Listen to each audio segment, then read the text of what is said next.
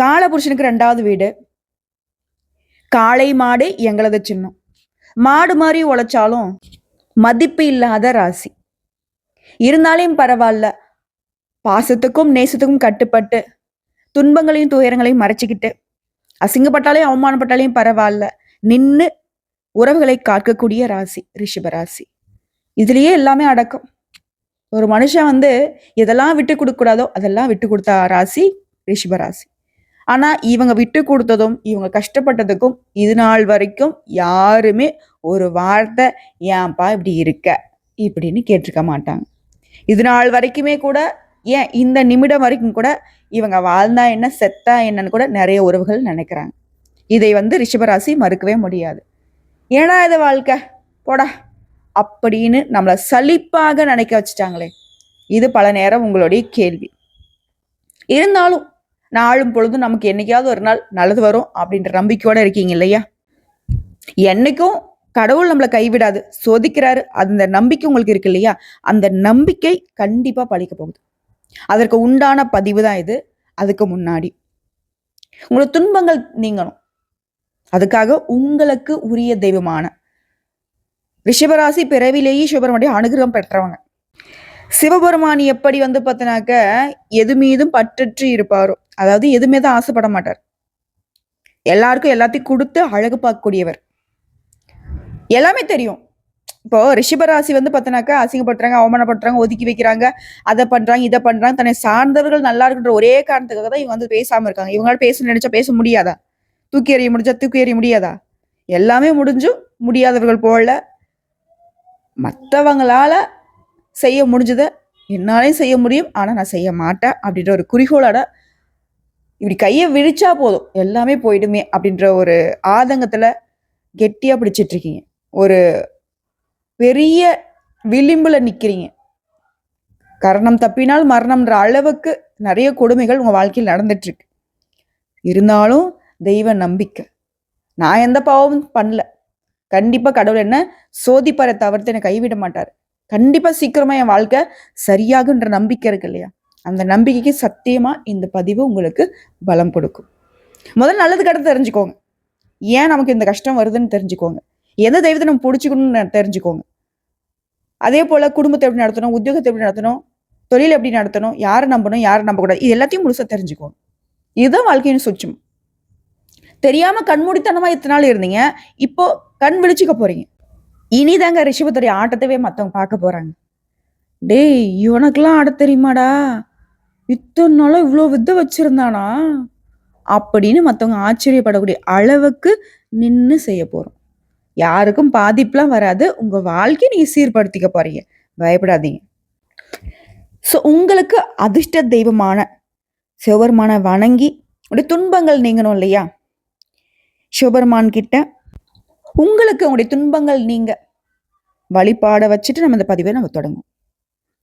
சிவபெருமானுக்கு உரிய காயத்ரி மந்திரம் சொல்லி இந்த பதிவை நம்ம தொடங்கலாம். முடிஞ்சா சிவபெருமான் உங்களுக்கு பிடிக்கும்னு நினைச்சா கமெண்ட் பாக்ஸ்ல ஓம் நமக் சிவாய இந்த மந்திரத்தை எழுதிடுங்க. இதோட இந்த மந்திரத்தை உங்களால் திருப்பி சொல்ல முடிஞ்சா சொல்லுங்க, இல்லைன்னா ஓம் நமக் சிவாய ஓம் நமக் சிவாய அப்படின்னு சொல்லுங்க.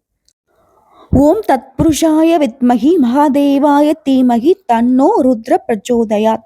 ஓம் சதாசிவாய வித்மகி ஜடாதராய தீமகி தன்னோ ருத்ர பிரச்சோதயாத். ஓம் பஞ்சவக்தராய வித்மகி ஹதிசுத்தாய தீமகி தன்னோ ருத்ர பிரச்சோதயாத். ஓம் கௌரிநாதாய வித்மகி சதாசிவாய தீமகி தன்னோ சிவ பிரச்சோதயாத். ஓம் சிவோத்தமாய வித்மகே மகோத்தமாய தீமகி தன்னோ சிவ பிரச்சோதயாத். ஓம் தன்மகேசாய வித்மகே வாக் விஷிதாய தீமகி தன்னோ சிவ பிரச்சோதயாத். ஓம் மகாதேவாய வித்மகே ருத்மூர்த்தியே தீமகி தன்னோ சிவ பிரச்சோதயாத்.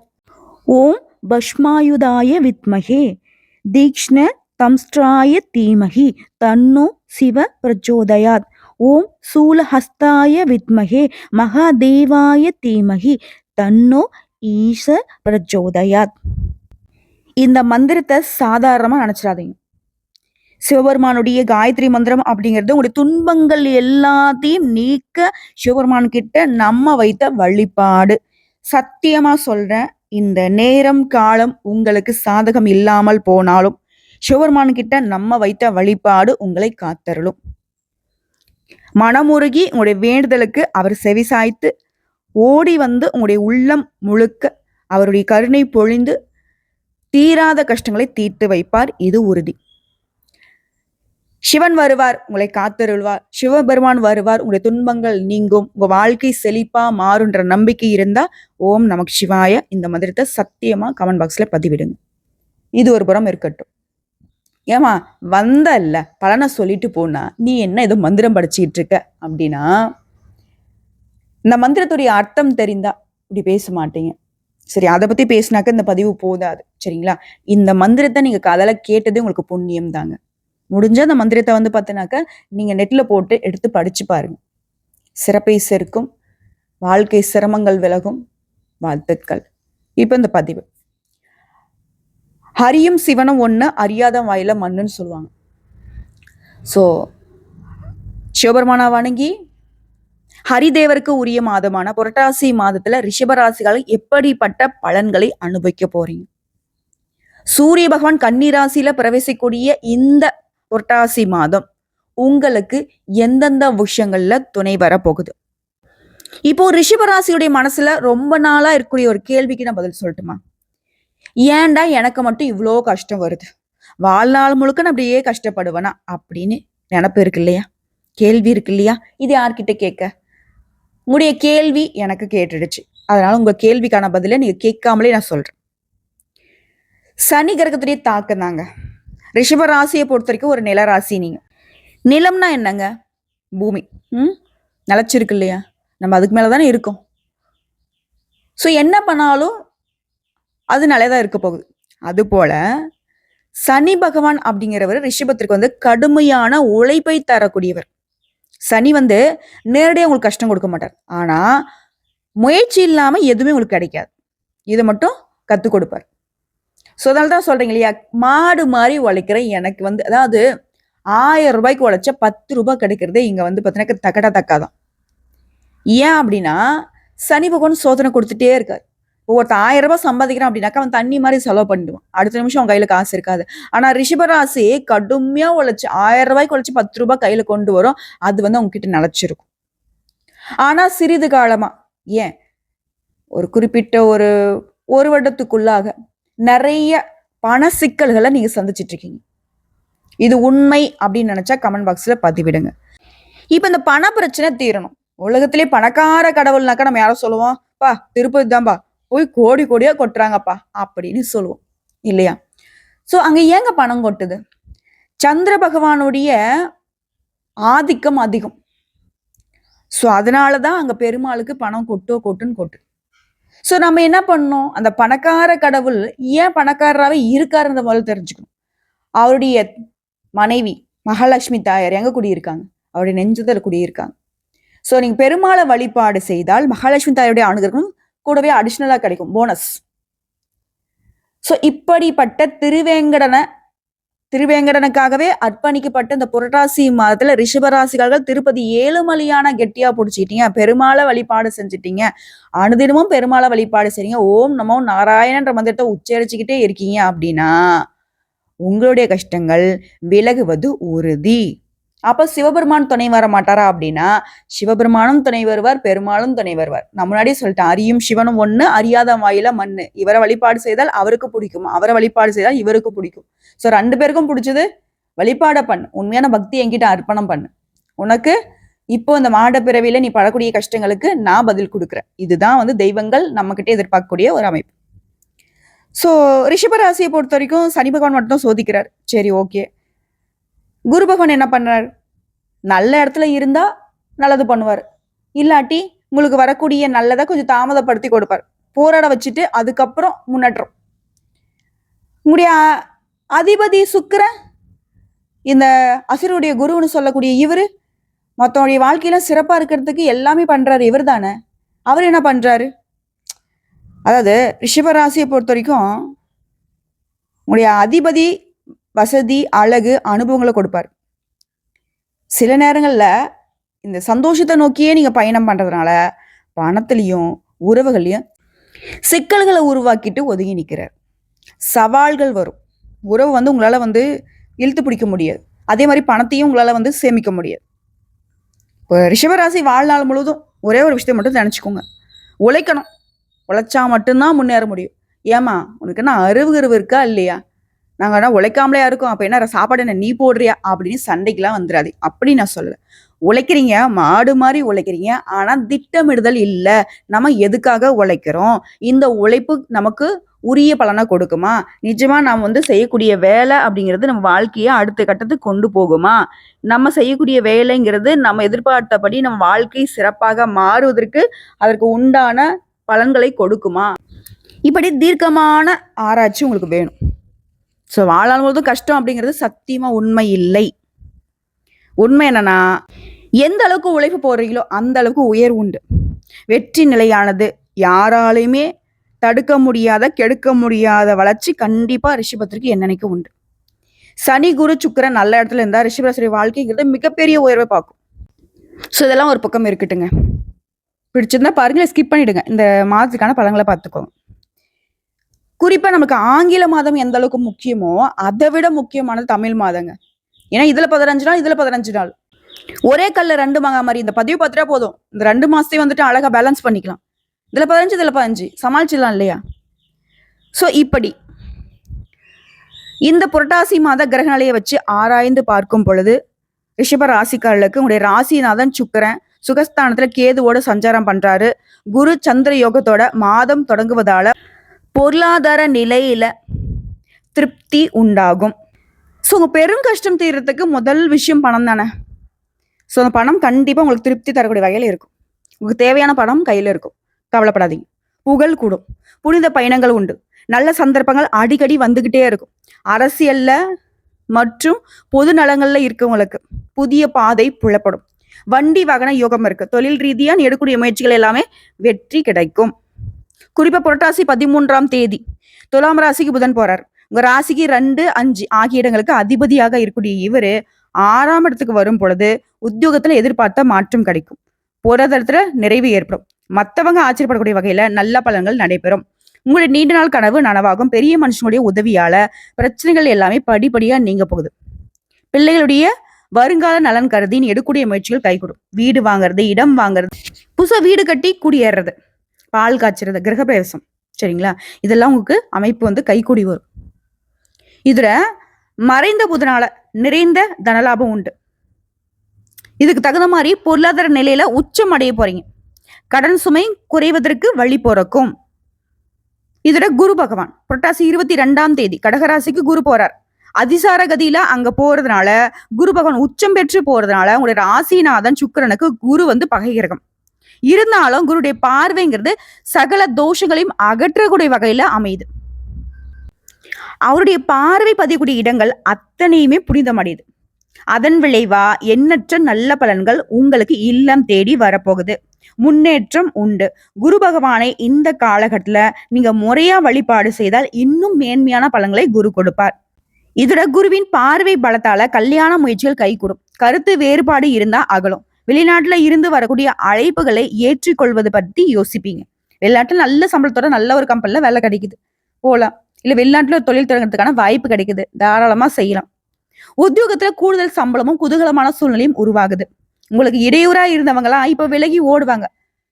உங்களுக்கு எதிரின்னு ஒருத்தன் இருந்தா அவன் இப்ப வந்து இல்லாம போவாங்க. அதே போல முன்னாடி சொன்னேன் இல்லையா, அதாவது கருத்து வேறுபாடுன்னு கணவன் மனைவி கிட்டே இருக்கட்டும், ஃப்ரெண்ட்ஸ் கிட்டே இருக்கட்டும், எங்கேயோ ஒரு இடத்துல ஒத்து வராத ஒரு இடையூறு இருக்கு அப்படின்னாக்கா அது மாறியும்.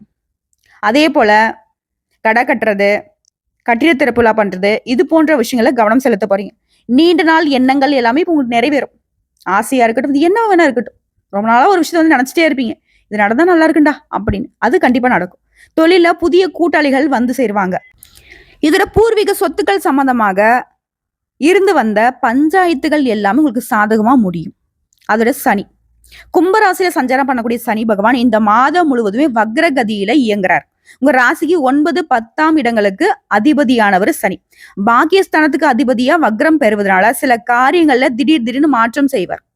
வண்டி வாகனங்களால பிரச்சனை வரலாம். ஒரு சிலர் வீண் பழிக்கு ஆளாகறதுக்கு வாய்ப்பு இருக்கு. தொழில் மற்றும் உத்தியோகத்துல இருக்கிறவங்க உயர் அதிகாரியுடைய ஆதரவு கிடைக்கும். கலைஞர்களுக்கு புதிய ஒப்பந்தம் சேரும். மாணவ மாணவிகளுக்கு படிப்புல அக்கறை கூடும். பெண்களுக்கு வருமானம் உயரும். புதிய முயற்சிகள்ல வெற்றி கிடைக்கும். சிறப்பா சொல்ல அதிர்ஷ்டத்தை அள்ளக்கூடிய நேரமா ரிஷபராசிக்கு இந்த புரட்டாசி மாதம் அமைஞ்சிருக்கு. பிரச்சனை எல்லாமே தீரப்போகுது. ஒரே குஷி தான் உங்க வாழ்க்கையில இனி. அது புரட்டாசி மாதம்ங்கிறது சூரியன் புதன் பகவானுடைய வீட்டுக்கு வர்றது. புதன் அப்படின்னாக்க பெருமாள். அப்ப அந்த புரட்டாசி மாதத்துல பசுமாடுகளுக்கு மீன்களுக்கு உணவு கொடுக்கறது, அன்னதானம் கொடுக்கறதெல்லாம் அற்புதமான பலன்களை கொடுக்கும். சனிக்கிழமைகள் தோறும் விரதம் இருக்கிறது நன்மை கொடுக்கும்.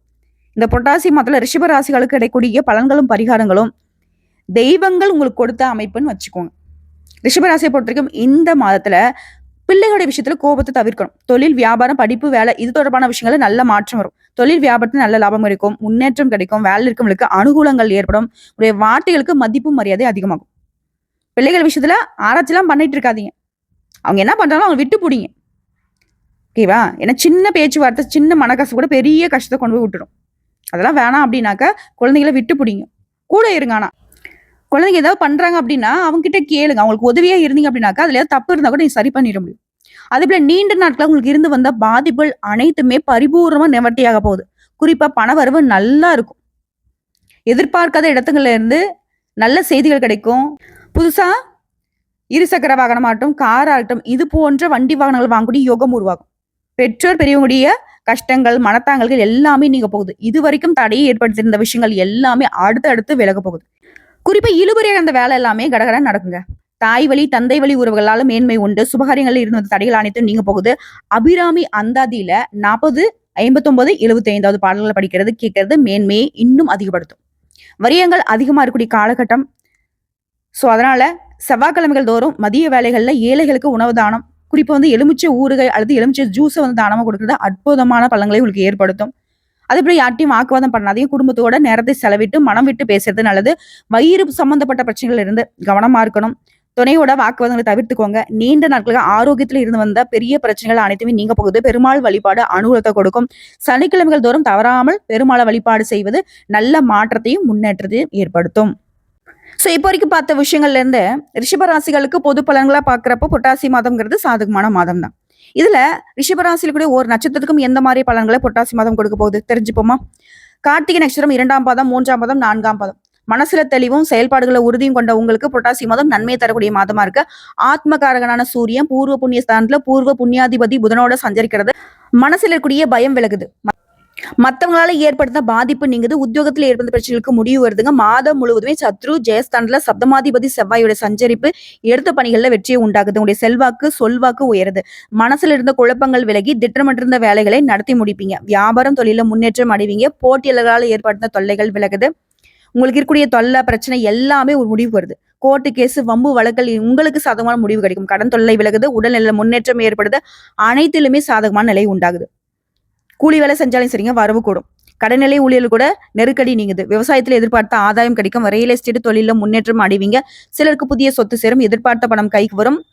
மாதத்துடைய இறுதியில புத்திசாலித்தனமாக செயல்பட்டு நினைச்சதை செய்து முடிப்பீங்க. கணவன் மனைவி கிட்ட இருந்த நெருக்கடி விலகுது. இணக்கம் உண்டாகுது. உங்களை பொறுத்த வரைக்கும் சந்திராஷ்டமம் செப்டம்பர் 29. அந்த ஒரு நாள் எங்கும் கவனம், எதிலும் கவனம். அதிர்ஷ்டம் தரக்கூடிய நாட்கள் செப்டம்பர்ல 19, 24, 28, அக்டோபர் மாதம் 1, 6, 10, 15. இந்த நாட்களும் உங்களுடைய நல்ல காரியங்கள் செய்ய தாராளமா பயன்படுத்துங்க. உங்களை பொறுத்த வரைக்கும் பரிகாரம் அனுதினமும் மீனாட்சி அம்மனை வழிபாடு செய்ய குடும்பத்துல நிம்மதி உண்டாகும். அடுத்து ரோகிணேஸ்வரம். வாழ்க்கையில வெற்றி ஒன்றையே குறிக்கோளாக கொண்ட உங்களுக்கு புரட்டாசி மாதம் யோகமான மாதம். அக்டோபர் 7ஆம் தேதி வரைக்கும் தன குடும்ப வாக்குஸ்தானத்துல சஞ்சரித்து வரக்கூடிய குரு உங்களுடைய எதிர்பார்ப்பை நிறைவேற்றி வைக்கிறாரு. உடல் நிலையில முன்னேற்றத்தை கொடுக்கிறார்.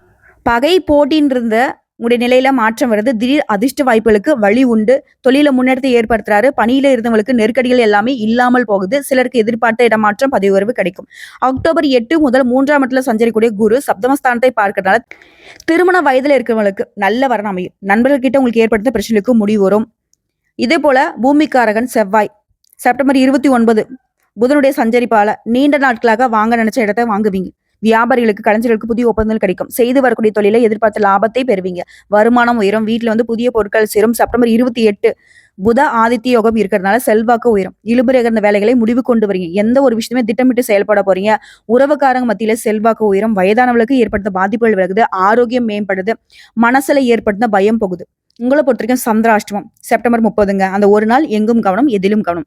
அதிர்ஷ்டம் தரக்கூடிய நாட்கள் செப்டம்பர் 20, 24, 29, அக்டோபர் 2, 6, 11, 15. இந்த நாட்கள்ல சுபகாரியங்கள் ஏதாவது செய்யனாக்கா தாராளமா செய்யுங்க. நல்லதே நடக்கும். உங்கள பொறுத்தவரைக்கும் பரிகாரம் அனுதினமும் லட்சுமி நரசிம்மரை வழிபாடு செய்ய நினைச்ச வேலைகளை நடத்தி முடிச்சுக்கலாம். யோகம் உண்டு. அடுத்து மிருகசீரிட நட்சத்திரம் 1ஆம் பாதம், 2ஆம் பாதம். எந்த ஒரு விஷயத்தையுமே துணிச்சலாக எதிர்கொண்டு நினைச்சதை சாதித்து வரக்கூடிய உங்களுக்கு புரட்டாசி அதிர்ஷ்டமான மாதமா தொடங்குது. உங்களுடைய நட்சத்திரத்துக்கு அதிபதியும் தைரிய வீரியக்காரனான செவ்வாய் சத்ரு ஜெயஸ்தானத்துல சஞ்சரிக்கிறதுனால ஒரு செல்வாக்கு வெளிப்படுது.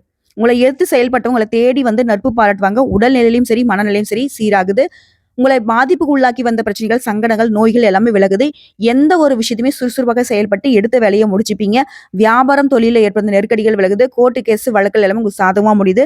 சிலருக்கு புதிய சொத்து சேரும். செப்டம்பர் 29 முதல் புதன் 6ஆம் இடத்துல சஞ்சரிக்கிறதுனால உங்களுக்கு வர வேண்டிய பணம் கைக்கு வரும். எதிர்பார்த்த ஒப்பந்தம் கிடைக்கும். புதுசா இடம் வீடு வாங்கக்கூடிய முயற்சிகள் வெற்றியை கொடுக்கும். அக்டோபர் 8 முதல் சப்தமஸ்தானத்துக்கு குரு பார்வை கிடைக்கிறதுனால திருமணத்துக்காக காத்துட்டவங்களுக்கு தகுதிக்கேற்ற வரன் வரும். பொருளாதார நிலையில முன்னேற்றம் ஏற்படுத்துங்க. வாழ்க்கை துணையை இழந்தவங்களுக்கு மறுமணத்திற்கு வாய்ப்பு உருவாகுது. வேலைக்காக காத்துட்டவங்களுக்கு எதிர்பார்த்த வேலை கிடைக்கும். குடும்பத்துல சுபிக்ஷமான நிலை ஏற்படும். சுகஸ்தான கேது ஆரோக்கியத்துல சங்கடங்களை ஏற்படுத்தினாலும் 6ஆம் இடத்தை பார்க்கக்கூடிய குரு 6ஆம் இடத்துல சஞ்சரிக்கக்கூடிய செவ்வாயும் நோய் நொடிகள் இருந்து உங்களை பாதுகாத்து வைக்கிறாங்க. இதோட உங்களை சுறுசுறுப்பாகவும் செயல்பட வைக்கிறாங்க. இதோட அதிர்ஷ்டக்காரகன் சுக்கிரனுடைய சஞ்சாரமும் சாதகமா இருக்கிறதுனால பொன் பொருள் சேரும். உடைய தோற்றத்துல பொலிவு கூடும். குடும்பத்துல சுபிக்ஷம் உண்டாகுது. கணவன் மனைவிக்கிடையே இணக்கம் ஏற்படுது. இதோட உங்களை பொறுத்தவரைக்கும் சந்திராஷ்டமங்க அக்டோபர் 1ஆம் தேதி. அந்த ஒரு நாள் எங்கும் கவனம், எதிலும் கவனம். இதுவே அதிர்ஷ்டம் தரக்கூடிய நாட்கள்னு பார்த்தோம்னாக்கா செப்டம்பர்ல 18, 24, 27, அக்டோபர்ல 6, 9, 15. இந்த நாட்கள்ல ஏதாவது நல்ல காரியங்கள் செய்யனாக்கா தாராளமா செய்யுங்க. அதிர்ஷ்டத்தை கொடுக்கும். உங்களை பொறுத்தவரைக்கும் பரிகாரங்க அனுதினமும் அர்த்தநாரீஸ்வரரை வழிபாடு செய்ய வாழ்க்கையில நன்மைகள் உண்டாகும். ஸோ ஒட்டுமொத்தமா ரிஷபராசி தெரிஞ்சுக்க வேண்டிய விஷயம் என்ன தெரியுமா? இது வரைக்கும் பார்த்த பொது பலன்கள், நட்சத்திர பலன்கள், பரிகாரங்கள் எல்லாமே ரிஷபத்திற்கு இதனால் வரைக்கும் பட்ட கஷ்டத்திற்கு இந்த புரட்டாசி மாதம் உங்க வாழ்க்கையே புரட்டி போட்ட மாதிரி ஒரு நல்ல மாற்றத்தை கொடுத்திருக்கு. இந்த மாதத்துல நீங்க செய்ய வேண்டியது செய்யக்கூடாது. இது மட்டும் நோட் பண்ணிக்கோங்க. கண்டிப்பா புரட்டாசி சனிக்கிழமையில விரதம் இருக்கணும். விஷ்ணுக்கு துளசி மாலை நல்லெண்ணெய் தீபம் ஏற்றி வழிபாடு செய்யணும். சனி பகவானுக்கு எள்ளெண்ணெய் தீபம் ஏற்றி வழிபாடு செய்யணும். அதே போல சனி உங்களை சோதிக்கூடிய மாதம் அப்படிங்கிறதுனால யார்ட்டையும் வாக்குவாதம் பண்ணக்கூடாது. அமைதியா நடந்துக்கணும். பொறுமை, நிதானம், திட்டமிடுதல் இது 3மே உங்களுக்கு வந்து பெரிய சொத்துன்னு கூட வச்சுக்கோங்க. ஆரோக்கியத்தை பத்திரிக்கும் உடல் சோர்வு, மூட்டு வலி, வயிற்றுக்கோளாறுகள் வரலாம். ஒழுங்கான உணவு, நடைப்பயிற்சி, சைவ உணவு சாப்பிடுறது நல்லது. எதிர்பாராத செலவு வரும். அதனால சிக்கனமா செயல்படணும். ஓகேங்களா? ஆன்மீக சாதனை இந்த மாதத்தை பொறுத்த வரைக்கும் கோயில் குளம், விஷ்ணு பகவான் வழிபாடு செய்யறது, விஷ்ணு சகஸ்கர நாமம், திருவாய் மொழி இதெல்லாம் வந்து பாராயணம் பண்றது உங்களுக்கு சிறப்பு. தியானம் பண்ணுங்க. அடிக்கடி கோயில் குளம்னு போயிட்டு வாங்க. அசைவ உணவை தவிர்க்கணும். குடிக்கக்கூடாது. ஏன்னா சனி பகவான் உங்களை சோதிப்பாரு நான் முன்னாடியே சொல்லிட்டேன். ஸோ சனி பகவானுடைய ஆற்றல் அதிகமா இருக்கக்கூடிய மாதம்னாக்க இந்த புரட்டாசி மாதம். அதனாலதான் வந்து அசைவம் சாப்பிடுவது பாவ பலன்களை அதிகப்படுத்தும். சைவம் மட்டுமே பின்பற்றும். சனியுடைய சோதனை அதிகமா இருக்கிறதுனால யார்ட்டையும் வாக்குவாதம் பண்ணக்கூடாது. அந்த சின்ன வாக்குவாதம் கூட பெரிய பிரச்சனை கொண்டு வந்துடும். வேலையில வியாபாரத்துல திடீர் முடிவு எடுக்காதீங்க. முதலீடு விஷயத்துல, கடன் வாங்கக்கூடிய விஷயத்துல, கடன் கொடுக்கக்கூடிய விஷயத்துல ரொம்ப கவனமா இருக்கணும். சொல்லப்போனா முதலீடு பண்றதும், கடன் கொடுக்கறதும், கடன் வாங்குறதும் தவிர்க்க வேண்டிய மாதம். அதே போல சோம்பல் இருக்கக்கூடாது. உழைப்ப விடாம பண்ணுங்க. முன்னேற்றம் கண்டிப்பா உண்டு. அதே போல சொத்து விஷயத்துல, உறவுக்காரங்க விஷயத்துல வாக்குவாதம் வந்தா கண்டிப்பா விளைவிக்கோங்க. பாத்துக்கலாம். ஓகேங்களா? இல்லைன்னா இதுவே நீண்ட நாள் பிரச்சனைக்கு வழிவகுத்துரும். சுருக்கமா சொல்றேன். பொட்டாசி சனி விரதம், சனி பகவான் வழிபாடு, விஷ்ணு பகவான் வழிபாடு, சைவம் சாப்பிட்றது, தியானம் பண்றது, ஜபம் பண்றது, திட்டமிட்டு செலவு பண்றது, உடல் ஆரோக்கியத்தை கவனிச்சுக்கிறது, அமைதியா இருக்கிறது, பொறுமையா செயல்படுறது இதெல்லாம் செய்யணும். செய்யக்கூடாது அசைவ உணவு, மதுபானம், கோவப்படுறது, வாக்குவாதம் பண்றது, திடீர் முடிவு எடுக்கிறது, புதுசா கடன் வாங்குறது, கடன் கொடுக்கறது, சோம்பலா இருக்கிறது, அலட்சியமா இருக்குது, சொத்து விஷயங்கள்ல சண்டை போடுறது, உறவுக்காரங்க விஷயத்துல சண்டை போடுறது இதெல்லாம் சுத்தமா தவிர்க்க வேண்டியது. இதனால ரிஷபராசிகாரர்கள் இந்த புரட்டாசி மாதம் அமைதி, பக்தி, பொறுமையை காப்பாத்திட்டா சனி சோதனை குறையும், ஆன்மீக பலம் உயரும், மாதம் சிறப்பாக தொடங்கி சிறப்பாகவே முடியும். இதுல நீங்க செய்ய வேண்டிய தானம் மற்றும் உதவி வச்சுக்கோங்க. எள்ளு, கருப்பு உளுந்து தானம். சனிக்கிழமைகள்ல பிச்சைக்காரர்களுக்கு எள்ளு, கருப்பு உளுந்து, கருப்பு வஸ்திரம், அது கருப்பு துணி கொடுக்கலாம். அனாதை மற்றும் முதியோர்களுக்கு உதவி செய்யுங்க. ஓகேங்களா? சனி வந்து எளியவர்களுடைய தெய்வம். அவங்களுக்கு உதவி செஞ்சியா உணவு, உடை தானம் கொடுக்குறீங்க, இது செஞ்சுட்டாவே போதும். சனி பகவான் ரொம்ப உருகி போயிடுவார். அவர் பாதிப்பு உங்களுக்கு தர மாட்டார். அதே போல மிருகங்களுக்கு கருணை. காகம், நாய், எருமை இந்த மாதிரி வாயில்லா ஜீவன்களுக்கு உணவு கொடுத்தீங்கன்னா சனி பகவானுக்கு சாந்தி பண்ண புண்ணியம் உங்களை வந்து சேரும். ரொம்ப அமைதியாயிடுவார். அதே போல அமைதியா இருங்க. நல்ல உழைப்பு போடுங்க. பிடிவாதம் வேணாம். அனுதினமும் ஓம் சம் சனிச்சராய நமக சனி பகவானுடைய மந்திரம், ஓம் நமோ நாராயண விஷ்ணு பகவானுடைய மந்திரம், அதே போல அனுமனுடைய சாலிசா, சுந்தரகாண்டம் இதெல்லாம் பாராயணம் பண்றது இன்னும் சிறப்பு. சனி பகவானுடைய சாந்திக்கு எள்ளெண்ணெய் விளக்கேத்துங்க, தானம் கொடுங்க, அனுமனை வழிபாடு செய்யுங்க, விஷ்ணு பகவானை வழிபாடு செய்யுங்க, பக்தி மார்க்கமா இருங்க, பொறுமையை கடைபிடிங்க. கஷ்டம் தாமதமாகி வந்தாலும் முடிவில் உங்களுக்கு நிலையான செல்வம், புகழ், மன அமைதி எல்லாமே கிடைக்கும். சனி பகவானுடைய ஆசீர்வாதமும் கிடைக்கும். அதுக்கான வழியை நம்ம சொல்லியாச்சு. ஸோ இந்த புரட்டாசி மாதம் எப்படி இருக்கும், புரட்டாசி மாதத்துல எந்தெந்த விஷயங்கள் நடக்க போகுது, எந்தெந்த விஷயங்களை நீங்க எப்படி எப்படி கையாளணும், நீங்க செய்ய வேண்டிய வழிபாடு, பரிகாரம் எல்லாத்தையும் ஒட்டுமொத்தமா பார்த்துட்டோம். பதிவு பிடிச்சிருந்தா வீடியோக்கு லைக் பண்ணிட்டு சேனலை சப்ஸ்கிரைப் பண்ணி, உங்களுக்கு இன்னும் பிடிச்சிருந்தா ஃப்ரெண்ட்ஸ் அண்ட் ஃபேமிலிக்கு ஷேர் பண்ணிட்டு, உங்களுக்கு ஏதாவது ஆன்மீக சந்தேகங்கள் இருந்தாலும் சரிங்க கமெண்ட் பாக்ஸில் கேளுங்க, உடனடியாக பதில் தெரிவிக்கப்படும். வாழ்த்துக்கள். வாழ்க வளமுடன்.